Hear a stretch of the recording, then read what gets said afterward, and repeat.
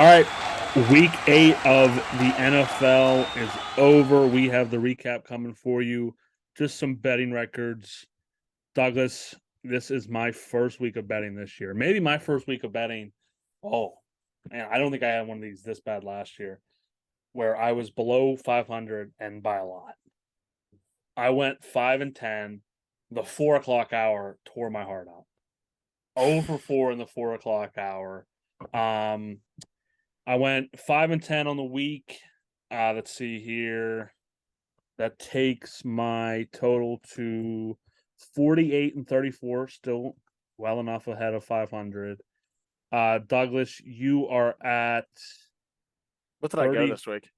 You went 4 and 11. Oh my god, I knew I did bad too. Yeah, I still beating you. Still haven't lost. Oh man, I don't think I've lost you in the NFL one week. But we might have done weeks where we were equally as good, but I don't think I've lost to you yet.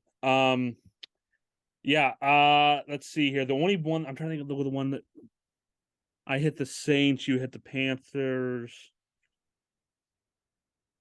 The one that I think that killed you, yeah, the one that I think killed you was the Cardinals. Yeah. Or we would have been equal because they were right there the whole way. I mean, it was within 2, and then when the Vikings scored, I think that killed you. It did. You're 35, 43 and 2 on the year. Neither of the best bets hit. It was just, I mean, that's just let's hit the Men in Black button Yeah. with the thing. Yeah. Just completely forget about this week. Your Raiders pick might have been the worst of all time. I'm Dude. glad I didn't ride with that one. That was another one that I won that you didn't hit. We'll get into that game though. Oh So yes, we I'll will. give you your time to talk about them. All right, let's get into the games for the week. Douglas, I'll get your thoughts first on this, so it gives me time to do some things. The Chicago Bears at the Dallas Cowboys. Cowboys win 49-29. Cowboys cover 9.5. The over does hit. Douglas, what were your thoughts on this game? Tony Pollard needs to be the starting running back in I Dallas. I don't know. It's tough to say. I don't think he deserves the lion's share of carries just yet. I agree. Like I get Yeah. it. He is a guy who I think 14 to 17 touches for him a game, regardless of how they come, passes, running the Yeah. ball, it doesn't matter. That's what he needs though a game. No matter Mm-hmm. what team. I don't care if he's playing next to Nick Chubb. I don't care who he's playing next to. That's how many touches this guy needs to get a game. He Mm-hmm. is unbelievably just sparking that offense. Just boom, he hits a hole. See ya. Yeah. See ya. That's all she wrote. Unbelievable speed.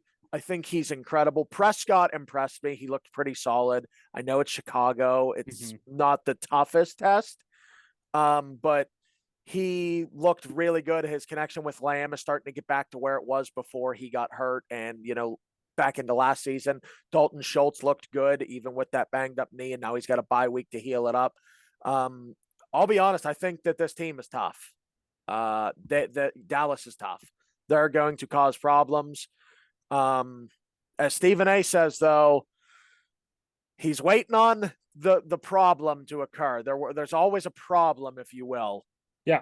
What can go wrong will go wrong, is his saying. So I'm waiting to see if this year that trend doesn't actually happen. No, I definitely, I don't. It's tough for me to say any Cowboys team in my lifetime is going to be a Super Bowl team or has the potential, because the 49ers and Eagles right now are so scary. They can beat you in so many different ways. They are so scary. And the Bills just traded for Nyheim Hines. Did they? It is. We got Oh, 2 my. minutes left in the trade deadline, and the Bills are going to get Nyheim Hines. That is just another Swiss Army knife for that offense. And the AFC's best just got a little better. I got him in my dynasty league, so I'm not mad about that. Back into the Cowboys. Yeah. I think my lucky stars every day that they drafted Micah Parsons. Yeah. Because yeah. He did not have his best game, but he made the play of the game that completely flipped the game. Once they scored that, they went up, I believe, 26-42 or 42-26 at the time. It was over. I had no worries about them winning that. That was just And the play, it had nothing to do with how talented he was. Mhm. It was all about effort. He was getting held in the backfield behind Jalen or Justin Fields. Fields rolls out of the pocket, throws, completes the Montgomery. Montgomery fumbles. Parsons comes all the way from behind the line of scrimmage, falls down to the ball, gets up and runs it in. Yeah. It had nothing to What the do. hell was Fields doing there, by the way? Just going over him. Ohio State's come back, typical Hmm. stuff. Okay. My take on Tony Pollard, I think he's very good. And we talked about that on Sunday, how explosive he is, how many big plays he can create. He's not a number one running back. And in the sense that he's not going to get the lion's share of the carries. He can start a game. You can start him out and then pound Zeke if you want to. He needs thunder to his lightning. He needs somebody who's going to go between the tackles and crush linebackers and hit him in the face, and that'll open up things for him. Yep. So what I wouldn't mind seeing is after this year, Zeke will see you and maybe, bring in Zach Charbonnet from UCLA, a big body running back to pair with Pollard on a rookie deal. I wouldn't hate that. But did you see Jerry's comments on Zeke, by the way? No. They asked him if Pollard's performance showed him that he was good enough to be a number one running back, and Jerry just blatantly said no.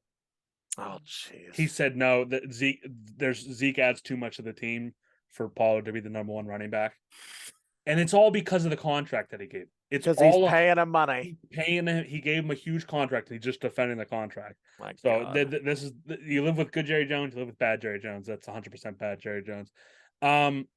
Yeah, I think Dak looks solid. I'm trying to hurry up here and not spend too much time on the Cowboys. Yeah, the Cowboys need this bye week bad. They missed Sam Williams against this Bears team. Williams had so much speed up front, and without him out there, Fields was able to break big play after big play. Although I was excited, Demoyne Clark, probably not a name people have heard too much of. He was a rookie out of LSU who broke his neck in college. He had a broken vertebrae in college. He was able to play.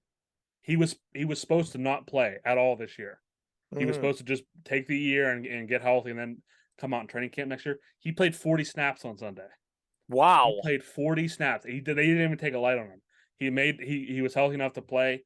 He entered like the 21-day practice period that all those guys have to if they're on the IR.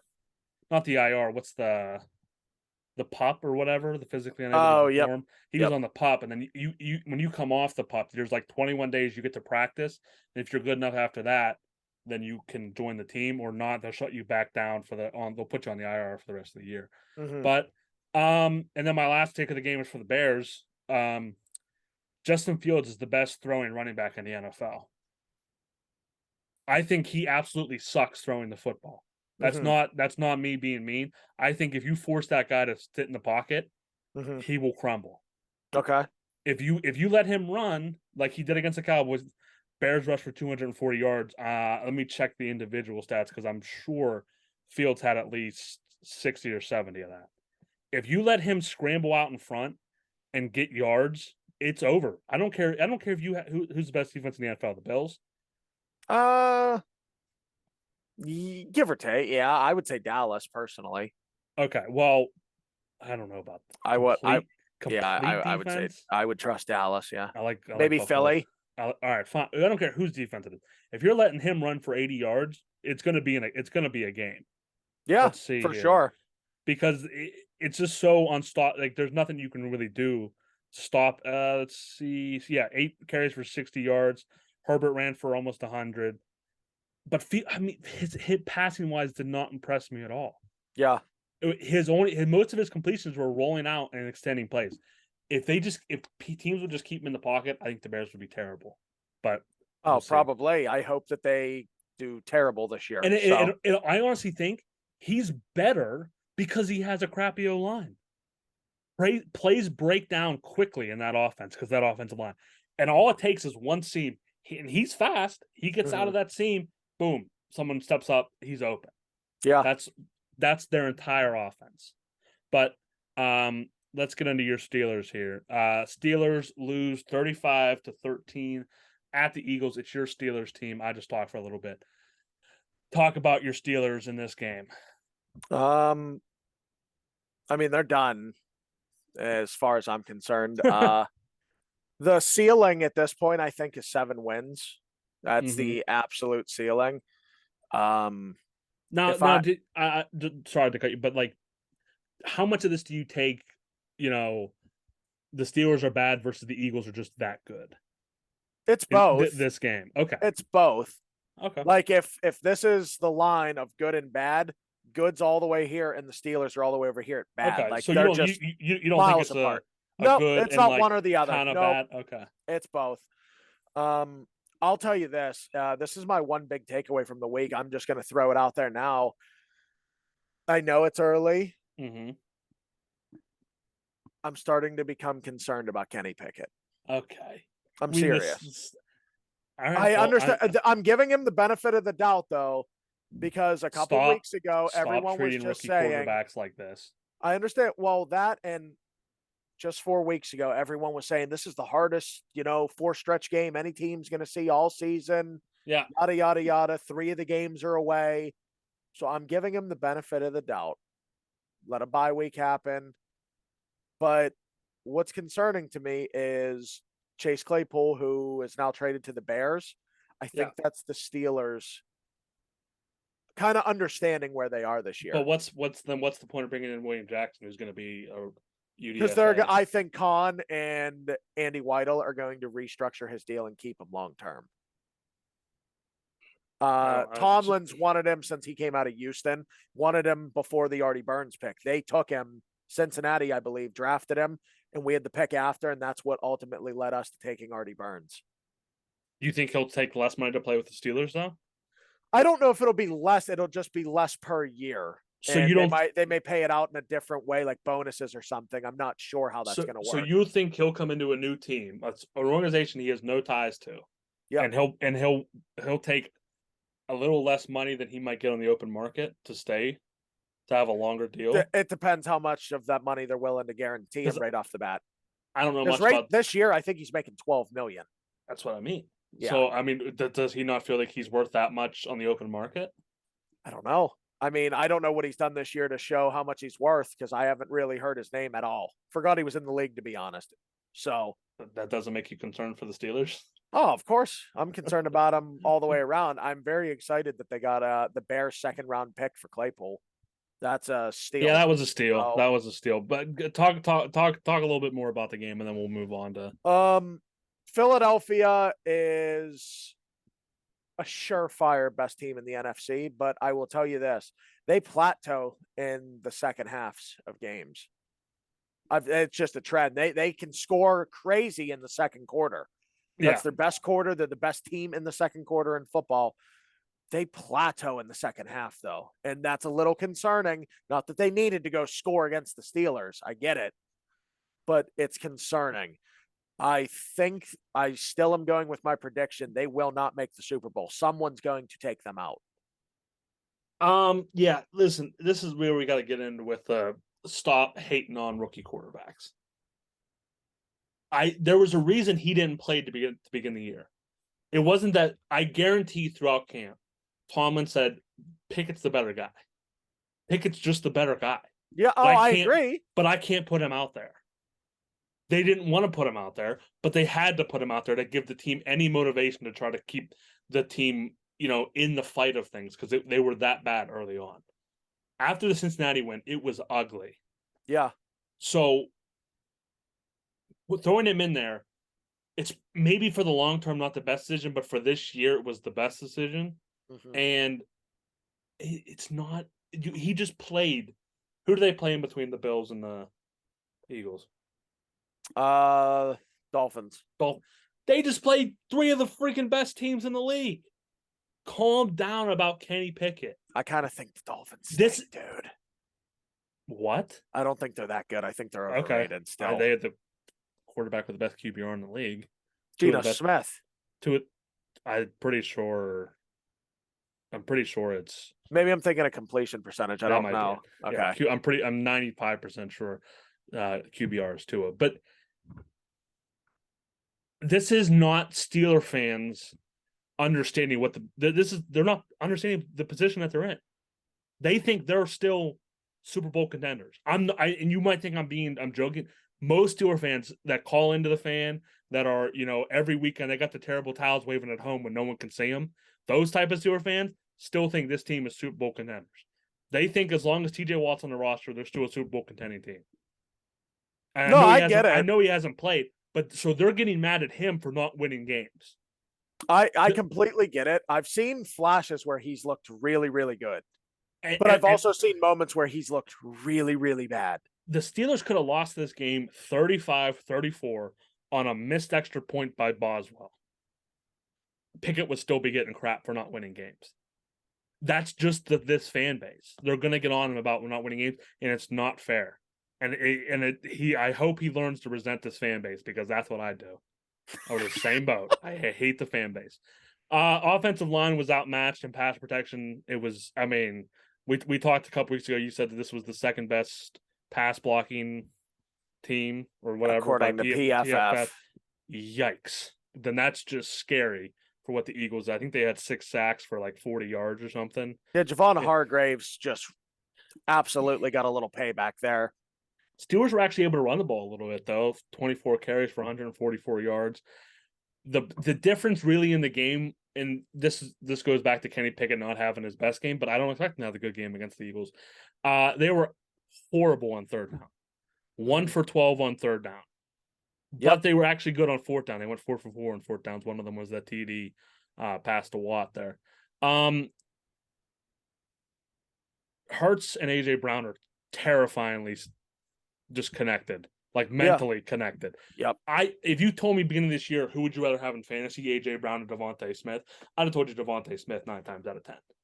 I know how good AJ Brown is, but I just figured Hurts and Smith would have the better connection because of the Alabama roots and played together longer. Yeah. AJ Brown and Jalen Hurts are like best buddies, and they can. It's almost similar to, not quite to the level, but it's like a Walmart version of how good Stafford and Kupp were last year. Yeah, where it just seems like on every throw he finds them. They don't connect as much as Stafford and Kupp did, but it's similar to how scary that was. All in all, I think Steelers fans just need to realize that it's not going to happen this year. It's probably not going to happen next year. But maybe 2 years down the line, you get some draft picks, you get some younger players, and you get some better corners, better offensive line, and you might have a shot with Pickett. But just slow down on the Kenny Pickett hate is what I would tell Steelers fans. No, yeah, I don't hate him at all. It's just there are certain things I notice him do that, like, I know he's a rookie, but he just can't be doing. Like, there was a read. We had a guy coming up the seam, and it's when he threw that ball to Deontay in the corner of the end zone, and right up the seam in a cover 2, dude's wide open. I think it was Steven Sims, butt naked, touchdown. Yeah. He's sitting in the end zone, no one within 15 yards each side of him. And Kenny just didn't see him. He didn't read it in time to know that was going to be there. And, like, those are the minor things, which I know those will come because he's smart. But do you think that's Pickett, or do you think that's Pickett knowing his offensive line is not good? And he's like, I got to get this ball out? That's probably a combination of things. I also think Matt Canada stinks. Yeah, who's the bigger problem, Pickett or Canada? Oh, it's Canada. Then you can't even. You don't blame the quarterback. Then you can't even blame Pickett. You can't even blame him. If you think Canada's the problem, then the quarterback's doing the best what he can with the system. I'm just a little skeptical because I don't think he has a great arm. Also, I don't believe that at all. That's my biggest concern right now is his arm strength. I would not agree. I think his arm strength is fine. I think it's fine. I just want it to be more. So what you want Josh Allen? No, I mean, well, yes, doesn't everyone? But you get what I'm saying. No. Well, I want to see some type of progression, and through 4 games, I haven't seen any. Not even a little bit. That's my problem. Do you think that's coming from the offense that runs the same 10 plays? Of course. That's why I said Canada's the main. Well, I don't understand. I don't understand why Pickett's getting any flack then. He has to take some, because if they start winning, he's going to get all the praise. No, he's not. Oh, yes. If the defense will, because the defense, when Watt comes back, the defense is going to hold teams to 17 points again. Yeah, I hope you're right. So make it entertaining for me to watch. That's not like paint drying, but yeah, that's my one big takeaway. And plus the second half of their season, I mean, that's just contextualized. They played. I mean, the Jets are good too. They played the Jets, Dolphins, Bills, and Eagles. Yeah. Those are 4 teams with winning records. I think there's like 12 teams in the NFL with winning records. Those are 4 of them. Mm-hmm. So it's not like one of those losses was to the Lions or somebody.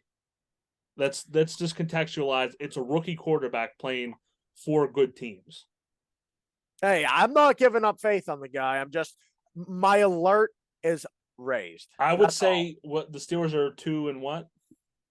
2 and 5, 6. 2 and 5, 2 and 6. If they don't get to 6 wins, I'd be a little concerned. If they don't if they don't get to 5 wins, I think next draft you're looking for quarterbacks potentially. I'm dead serious. Yeah, you don't win 5 games. Yeah, this upcoming April. Yeah, this draft, absolutely. If you don't win 5 games, I think you should start considering. I'm serious. I think you should just consider looking at the quarterback prospects. No, I do. No, why? Who?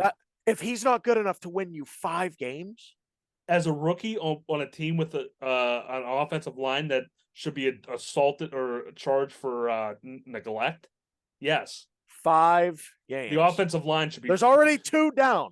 The offensive line should be charged. So if he can't get me 3 out of the next 9, I think there's a big problem. The offensive line. I understand that for sure. Better go get me 3 out of the next 9. Okay. All right, it's your team. Let's head to London. Broncos, Jaguars. This game stunk. It did. It was a stanky. Russ came through at the end with the cover though for me, so can't be too mad at him. The game was just awful though. Somehow it went under 39.5 points. 5 straight losses for Jacksonville. 5 straight. They're 2 and 6. That's not good.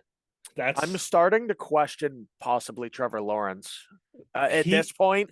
He's had 2 similar type of interceptions this year where he's rolling out and there's a defensive player standing on the goal line and he's looking past him and he thinks he can throw it over. And he can't. Like it's high school or something. I'm starting to question him, man. He throws it right to him. That's twice he's done the same thing.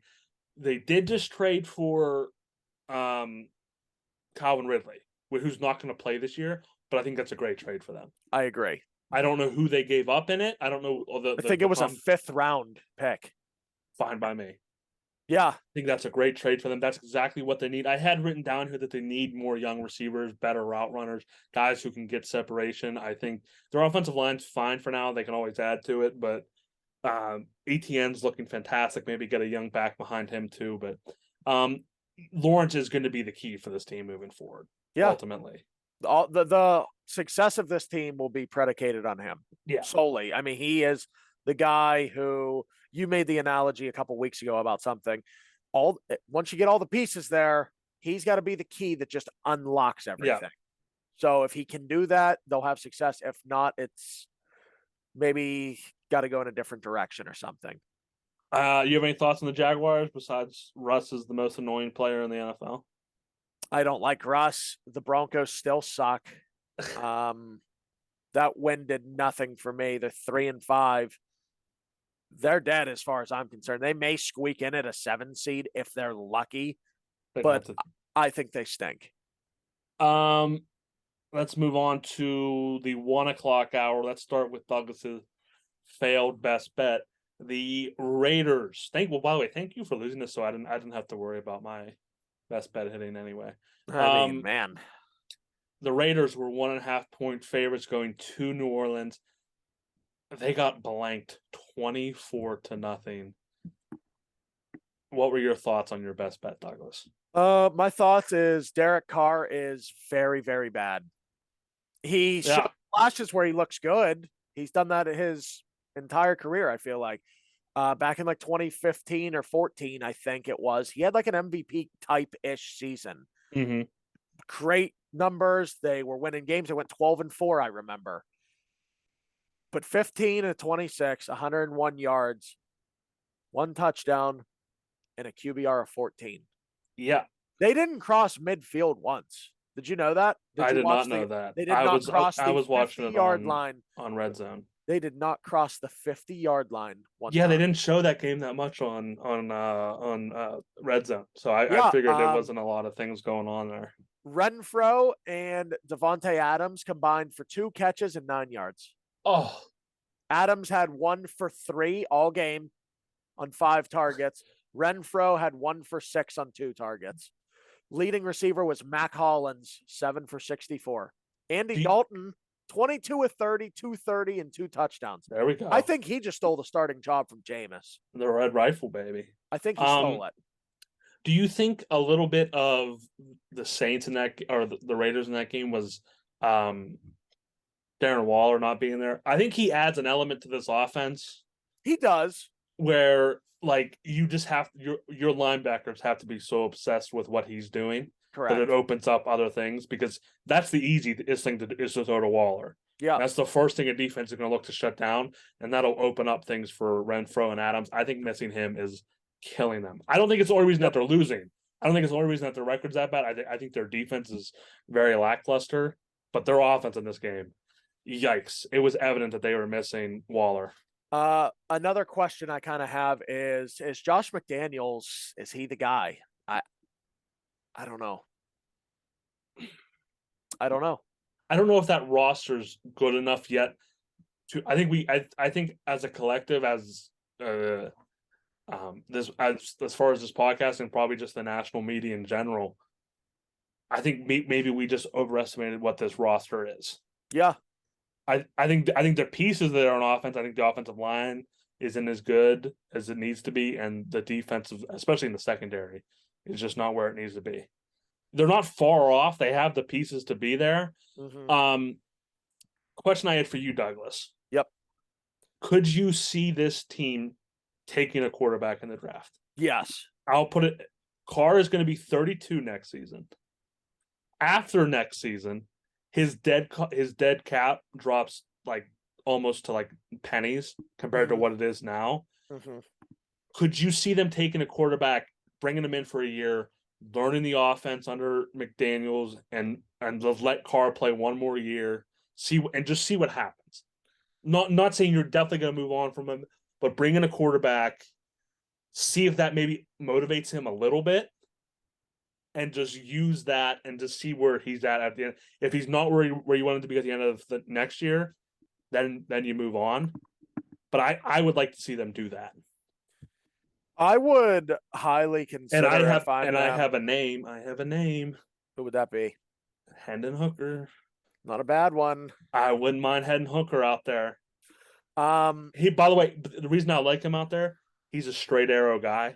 Yep. This is like a very just you hear him talk. He's not a crazy, I don't want to. He's the complete opposite of Antonio Brown. Let's put it that way. And him playing in Vegas, I'm fine with, because he's not going to get in trouble. He's not going to get in trouble. Shout out AB. Probably worst human being ever to play in the NFL. My last thing I had written down here: Saints getting their swagger back, huh? They did. Got their swagger back. We talked about Camardi and that. So happy. I mean, listen, it's 4:22. Who knows if there's going to be any late breaking news of something that I'd be a little shocked now. Kamara's not going to be an Eagle, at least for this year. So yeah, shout out the Saints for not letting them go. That win probably decided a lot of things for them, though, because they're still in the playoff race. So good for them. Yeah, I think the Saints beat Pittsburgh when they come back out of a bye. I don't think they do. I think they beat the Steelers. Andy Dalton revenge game. I think revenge game. Oh yeah. What do you mean revenge game? From the playoffs, whenever they lost years and years ago. That's not really a revenge game. Is when you go back and play against someone. When you're Andy Dalton, that's revenge. I mean, look where he's transpired. He's taking anything he can get. So yeah, I like the Saints to win that. The Raiders, I think their chances to make playoffs are absolutely shot. All right, our next game, Carolina at Atlanta. Probably, I'd say one of the worst beats of the weekend. If you had Falcons -4.5 like I did, you thought this was a lock when they went up 6. It wasn't. Carolina with a miracle Hail Mary pass to DJ Moore. DJ Moore acts like an absolute child, even though I don't think he should have been penalized. Just what an idiot not to know the situation. Gets up, throws his helmet, starts probably saying something to the crowd. Cost the Carolina Panthers 15 yards on the extra point. They miss it, obviously. Goes to overtime. Falcons end up winning in overtime. Douglas, what were your thoughts on this game? It was a good game, but at the same time, what a stinker. I mean, What? What a stinker these That teams are. Play by DJ Moore alone was unbelievable. Don't get me wrong. That was worth the price of admission right there. Exciting moments. I didn't particularly care for the game because none of these teams are relevant at this point. It's how I feel about every Steelers game I watch now. They're not relevant anymore. Does not matter. You're a front runner, aren't you? I like watching the teams that matter. Yeah, I hate that. One takeaway I do have though. Atlanta might win this division. They're in it. They're leading right now. I still think the Bucks are gonna. Personally, I do. I don't have any faith in the Bucks. But I got a weird feeling it's going to be a lot tighter than it needs to be. Yeah, I like Atlanta. I think Mariota versus Geno Smith the second half of the year, and I guess you can throw Barkley into that conversation. The fight for comeback player of the year is going to be fascinating. Yep, I think it's for sure a lock between those three people. So just to see how those three progress throughout this year. When was the last time you bet a game, Douglas, where you picked a 4-point favorite, and the 4-point favorite should have covered, but also the underdog should have went outright? Because you have to say that Atlanta should have never let up the 65-yard play for the touchdown. So they should have covered, but also Carolina should have won outright. Yeah. If they hit the extra point and DJ Moore doesn't get the penalty. So it's just a weird game. I don't think Atlanta's a Super Bowl team by any stretch of imagination, but I think they're a team that can disrupt things. So I wouldn't call this a non-interesting matchup or a team that's. I could see Atlanta sneaking into the playoffs though. That would be entertaining. Kyle Pitts finally showed up as one of my big takeaways too. He's been relatively bust-ish through the course of his career. So they always say it's hard for young tight ends because I get it. I hope that he keeps going because I got him on 2 fantasy teams. I believe in the guy. It's just things haven't went his way. Our next game, Miami 3.5-point favorites at Detroit. Over under is 51.5. It hit. It should have probably been my bet in this game. I took the Lions plus 3.5, and the Lions break my heart again. They got me too. And they probably should have covered. Weren't they up 27-17? 27-7. Oh, they were up 27-7 in the first half. They were up 27-17 at halftime.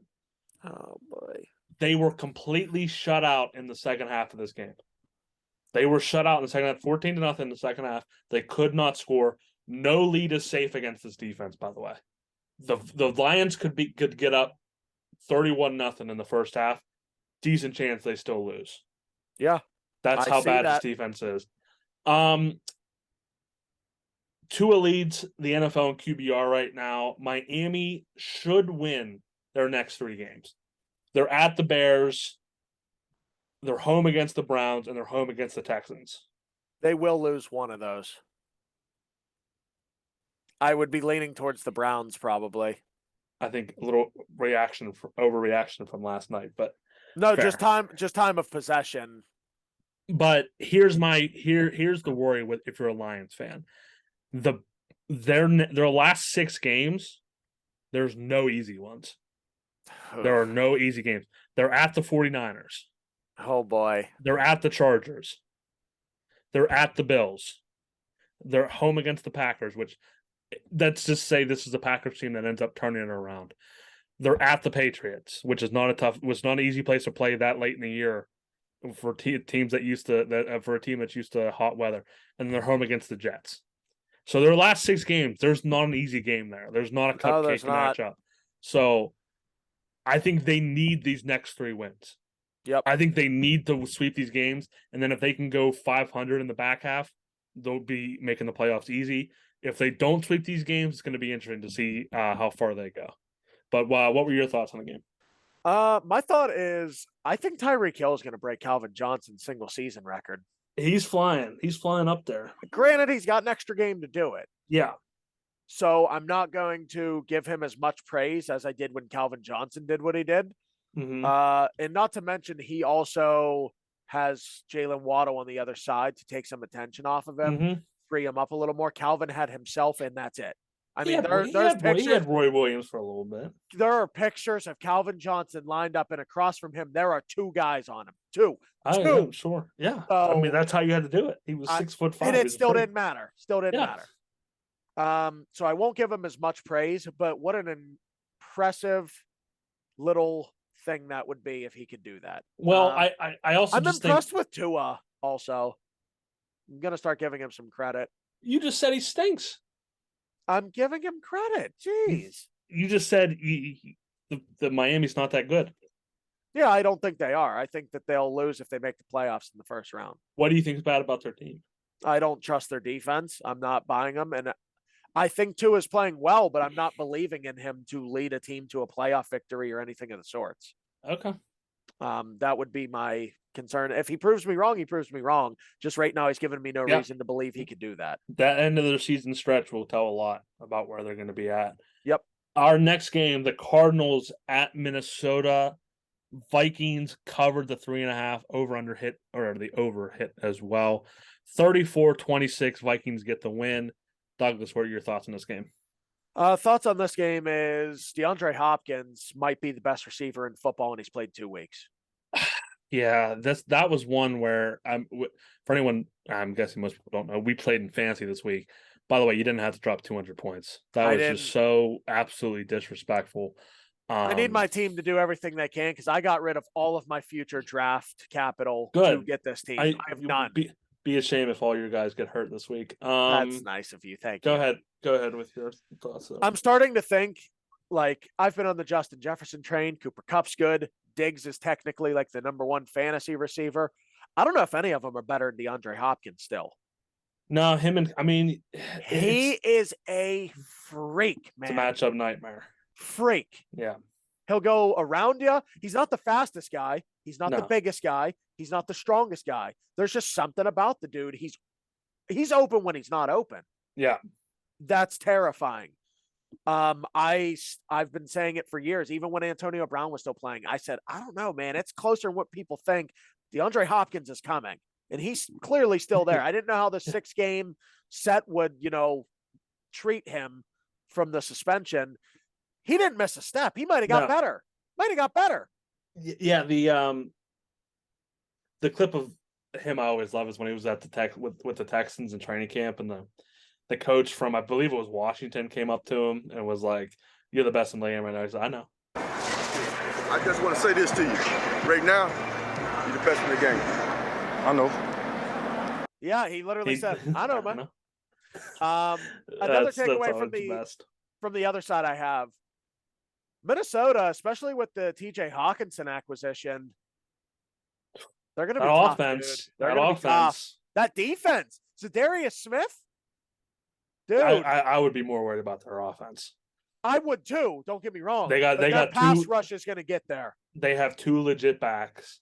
They have, I would say, 3 legit pass catchers, and I think KJ Osborne's a little underrated. I agree. So I would say 3 legit pass rushers and a solid one in KJ Osborne. Success comes down to one guy and one guy only, Mr. 815. All Kirk Cousins needs is for every one of his playoff games to be played at 1:00. If that happens, they're winning the Super Bowl. If the Super Bowl is played at 1:00, I would take the Vikings. You played any later than 1:00? No, thank you. Yeah, I had written down, are they Super Bowl contenders? What are your thoughts? Are they legitimate Super Bowl contenders? Or do you see this season ending what percent chance do you give the Vikings win Super Bowl? Obviously, there's a lot of teams contending, so it's not Less going to be than a high. 10. Less than Okay, 10. less than 10. I'd say like 6% chance. Okay, Give him a chance. yeah, I just don't trust Kirk Cousins when it matters. He just I would doesn't agree. have it. You switch the like roles of these teams. Substitute just the two players, Kirk Yeah. Cousins, Joe Burrow, and you put Burrow on this team with Kevin O'Connell coaching, the way the defense is playing, the way the O-line's protecting, the way the run game's going, they're going to the Super Bowl, in my opinion. Moving on to the Cardinals. I think you're fine losing to the Vikings on the road. Obviously, you don't want to waste any weeks in the NFL. But this week now, they're hosting the Seahawks. Yep. It is an absolute must-win game. Agreed. If they lose this game this week to Seattle, they will be 3 games out of first place in the NFC West. Yep. They still have to play the 49ers twice. Oh, boy. So this could be a life or death game for an Arizona Cardinals team who's already 3-5, already 2 games below 500. If they lose this one and go to 3-6 and still have to play the 49ers twice, you could pack the bags. I the agree. Season's over. So they need this one really bad. I will probably be betting them. I don't know exactly what the spread's at right now. I don't either, but I'll be betting it as well. I'll pull it up. Because this is season on the line type game. Not exactly, but as close as it gets. I would say it probably, unless 9. they sweep the Niners, it's season determining. I would say that's the only other way around it. Probably the line on that game right now. I wouldn't be surprised if Arizona is like a 1 point or 2 point favorite. 2 point favorites on the nose, and they're at home. Yeah, so I would be taking Arizona there. I think right now. In our next game, New England Patriots at the New York Jets. Patriots win 22-17. They cover the 2.5. Bill B just covers after he loses. Yep, all the time. Just does not come out flat the next week. Always knows how to rally the troops. But I will say this is a bad loss for this Jets team. Yeah, the Patriots got humiliated by the Bears, who got humiliated by the Cowboys. Yep. So this Jets team, who, if they were thinking, okay, we're not Super Bowl contenders, but we're a playoff team, and who knows what happens when you get in the playoffs. If you're that kind of mindset for a Jets fan, this loss had to be demoralizing. Zach Wilson looked like a freaking middle school quarterback out there. Yeah. He was the interception to McCourty, where he was kind of like, he knew he was either going to get hit or had to throw it away, and he couldn't even get it to the sideline. And McCourty just said, thank you. Yep. That was so pathetic. My other comment on this game was Elijah Moore in the locker room. He was asked about his chemistry with Wilson. He said, I don't know. I don't get the ball. Yeah. No, I don't blame the guy. I really don't. I'm surprised he didn't go anywhere today. I am shocked they didn't trade him for I'm sure nothing. they got calls and they're just being bitter about it, I'd assume. So, yeah, I am very shocked he didn't get traded, because that just seems like a locker room cancer that you can't have. For the Patriots, I think this is still a below average team. I don't see them, even after this win, making the playoffs. They have the second toughest remaining schedule. They have to play, Douglas, Buffalo twice. Yep. Cincinnati, which might not be as tough with Chase out, but who knows? Miami and Minnesota. That's 5 should be somewhat tough games there. Yeah. So that's not going to be an easy ring for I believe the Patriots are still 1 game below 500. So they're 4-4. 4-4. Okay. Yep. But those still 5 games where, even if you go 2-3 in that stretch, it might not be enough to get into the playoffs. Yeah, but in that stretch, we're going to see what Bill Belichick and Mac Jones are made of in this stretch. We're going to see how good of a coach Belichick is. We're going to see if Mac Jones is the franchise quarterback.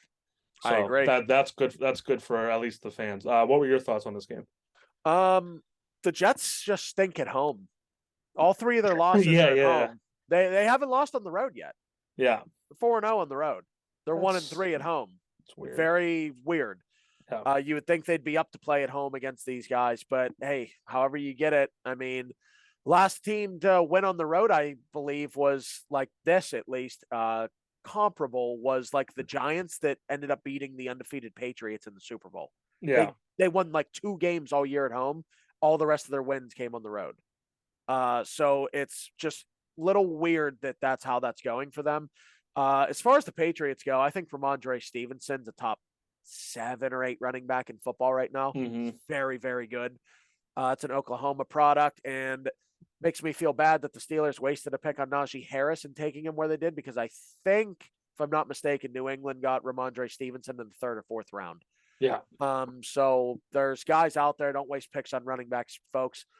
I think the Patriots make the playoffs. I think they're going to squeak in. Not to go back to the Steelers, but something I noticed, and it might be injury related. Do you think Najee is a little soft? Shitty? No, I wouldn't put that. I wouldn't say he's bad. I would say he's soft. I think there's some times where you watch Jaylen Warren run, and he runs with intention to hurt the guy across from him. Yeah. And he will put his head down and he'll get you 2 extra yards than he should have got. That Najee will kind of dance around and try to juke you and get. He's too hesitant.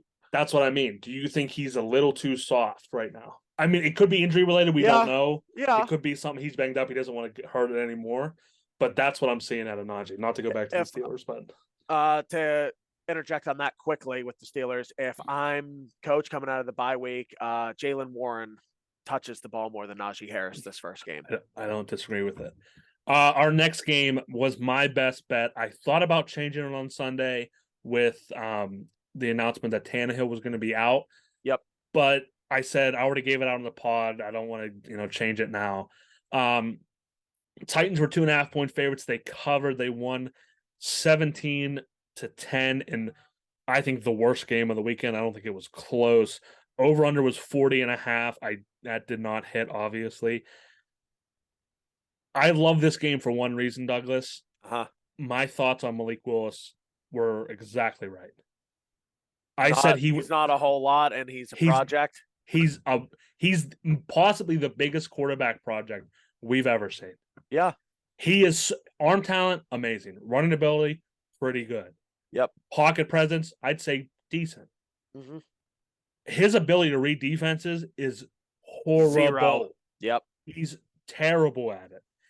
6 for 10, 55 yards, 0 touchdowns, 1 interception, 4.4 QBR. Terrible.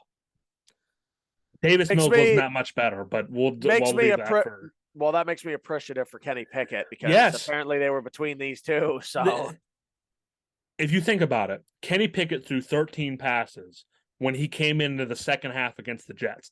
He threw more passes in a game where he came in at halftime than Malik Willis threw the entire game.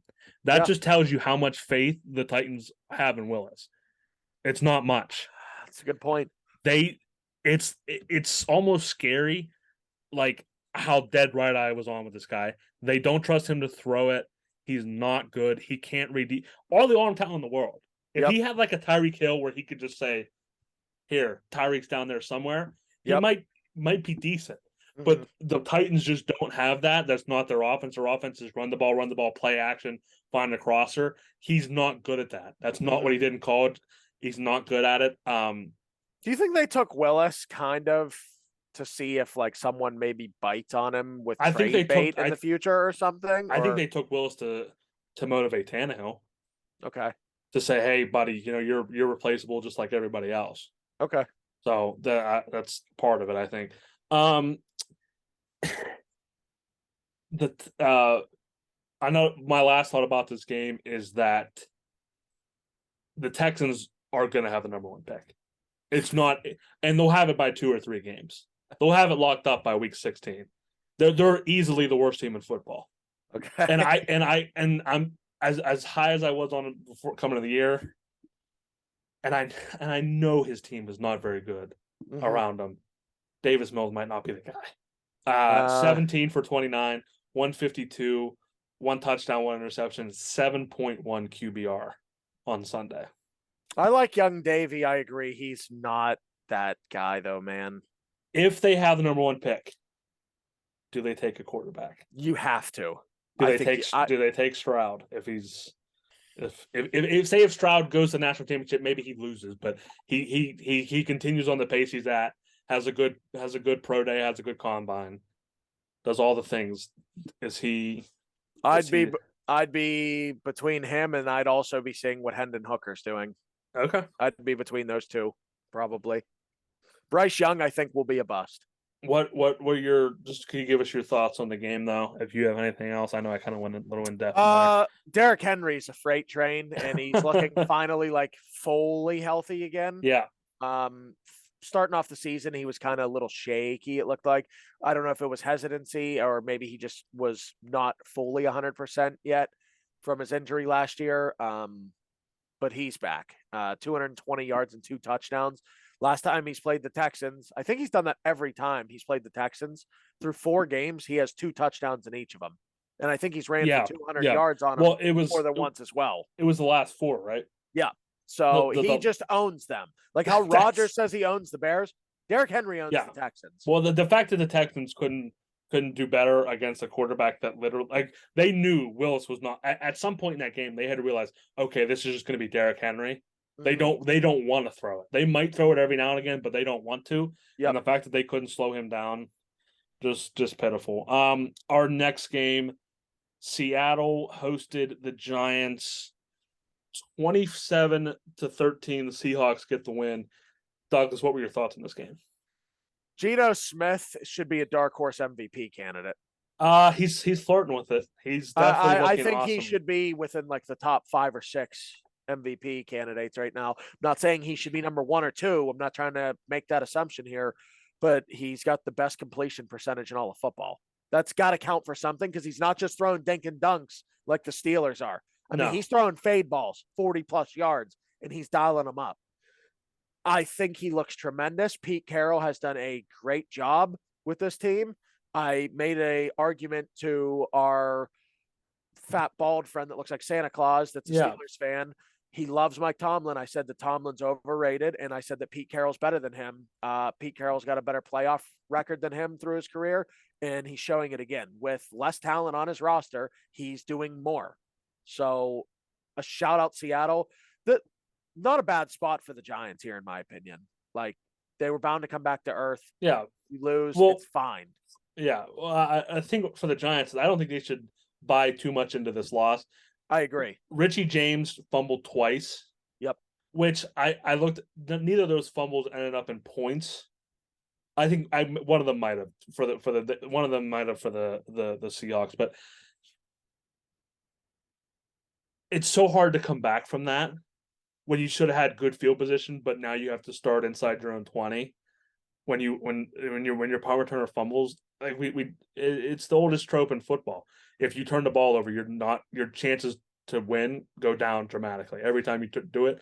When you do it on punt, when your defense has that, we got a 3 and out, or we got to stop. Our offense gets the ball back, and just the demoralizing factor in that.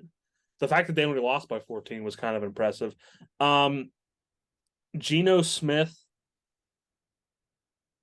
Did you see what might have been my favorite quote in the NFL all season? Do you see what Tyler Lockett said about him? Well, not directly about him, but what he said about him. He said, "It's amazing what you can do when one person doesn't want all the credit." Yeah, that's a shot at old Russie Poo. And like, people were like, there were some people trying to say that it wasn't a shot at Russ. Tyler Lockett is not a rookie. He's been around long enough to know, even if he didn't mean it, what that would sound like. Yeah, and he knew exactly what he was doing in that moment. Yeah, I mean, Smith in that game, he found Lockett in the end zone wide open, hits Lockett's hands. Lockett, probably one of the best sure-handed deep ball catchers, I'd say, in the past recent years.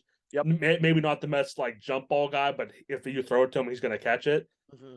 He dropped it. Geno Smith went right over to him on the side and said, "You're good. I'm coming right back to you." Literally, the next drive found him for a touchdown. Yeah. So the stuff that Geno Smith's doing up there is special. I love how that team's getting around him. I don't think they're a Super Bowl contender this year, but I think if they can get, I love what their draft class though. I was looking to their draft class. I mean, Tariq Woolen, Kobe Bryant in that back end as well. I think if they can get like another third receiver up there with Metcalf and Lockett though. Yeah, this team next year, and imagine bringing in. They have 2 good tackles. They got Abram Lucas and Charles Cross out of that. They get a little bit more interior to help Kenneth Walker. That's what I was going to say. A little more interior push on that offensive line. I'm trying to think who's coming. I'm trying to think offensive line. A name will come to me for offensive line coming out, but they need that would probably be my number one pick for them is an interior offensive lineman. I know it's not sexy, but it's probably what they need the most right now. I agree. Next game, Commanders at Colts, a wild one in the Dome. Commanders win 17-16. Douglas, what were your thoughts on this one? This game stunk. It was a little crazy at the end. I mean, yeah, but up until then, little stinkers what this was. I mean, Ellinger's debut did probably not go as planned. Jonathan Taylor has fallen off of the face of the earth.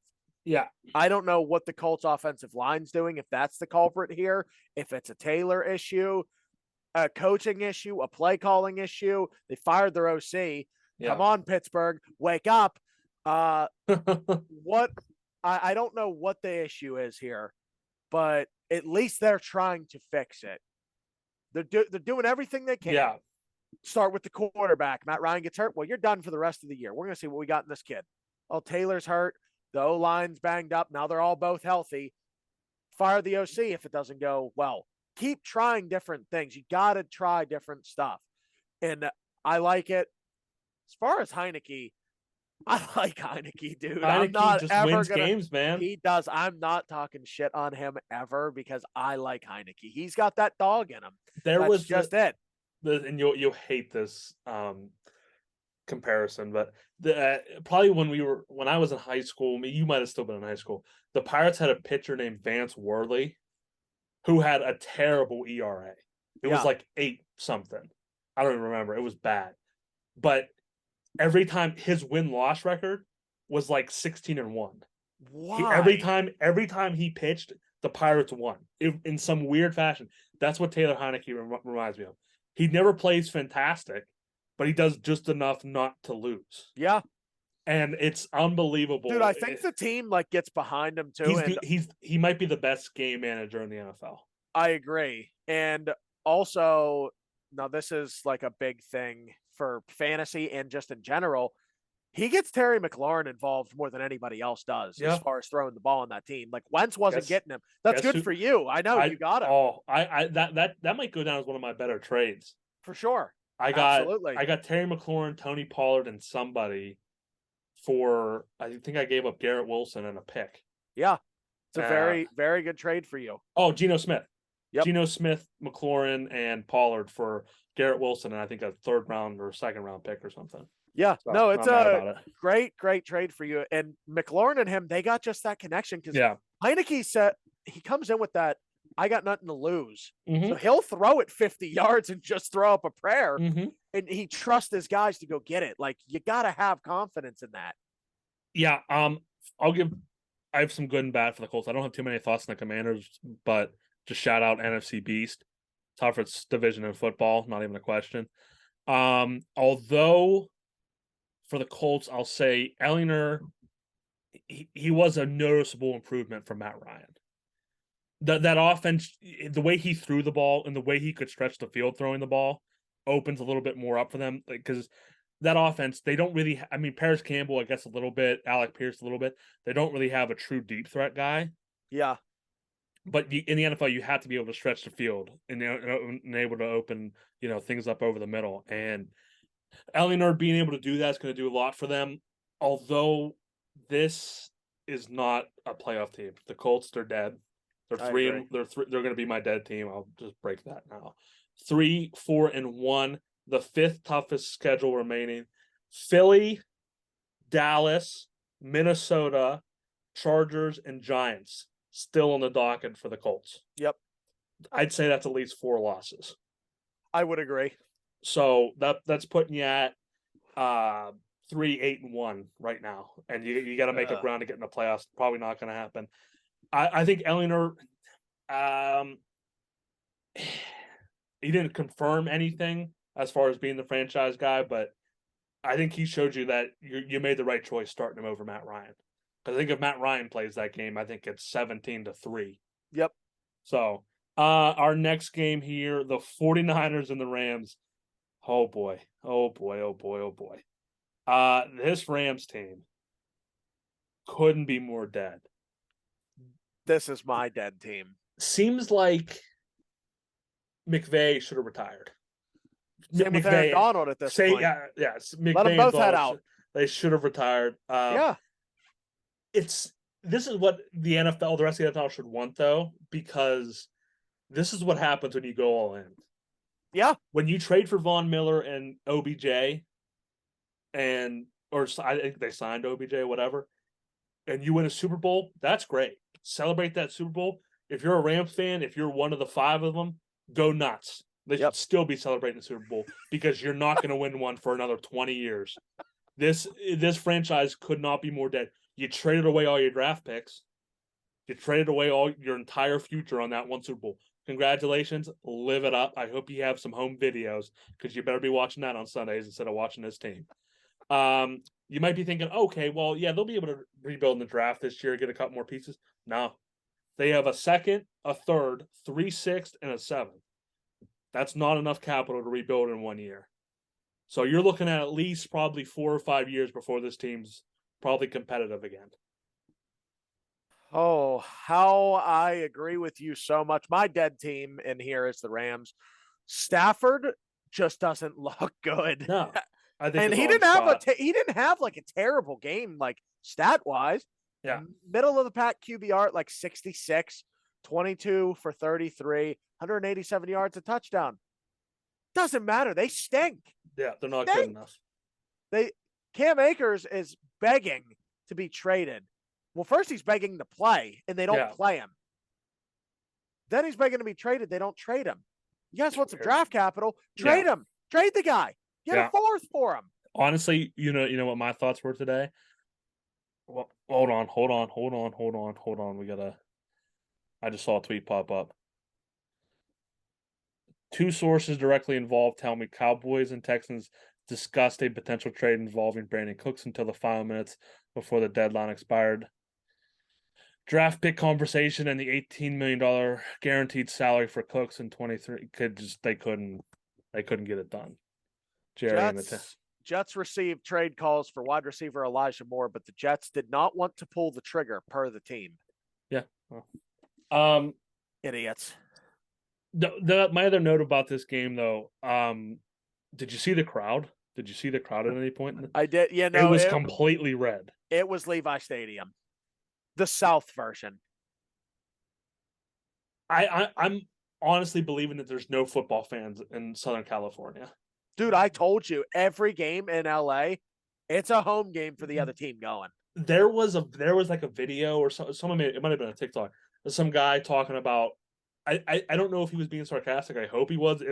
If he was, he doesn't really doing a good job of letting you know he was being sarcastic. Because someone made a TikTok calling out how bad the football fans were there, and then he made the argument that there's just more options. Mm-hmm. Not the right argument because the Lakers suck. Yep. You're going to go watch hockey in LA? You're going to go watch the Kings? I don't think so. Baseball's over. The Dodgers ain't playing in the World Series. There's just no football fans. It's just a soft culture out there. Yeah. There's just no football fans either for the Chargers or the Rams. Could you imagine? I understand the market. I understand the money. I understand building the new stadium. St. Louis is where the Rams belong. I agree, but they're not going back. No. But the fan base, you would have sellouts every game. Yep. That's your entire state. Yep. The entire state of Missouri would be at every freaking game. I agree. They would be up. They would have like it just. I understand the market. I understand the money. I understand money rules all. I just feel bad for those Missouri people who lost out, and also the Chargers. I mean, San Diego. They should have never left. I also agree with that as well. Like who can? There's already a team there. Yeah. There's already a team that can't get fans. You think you're going to go there and get fans? It does not make sense at all. I thought that was another dumb move, but boy, there's no.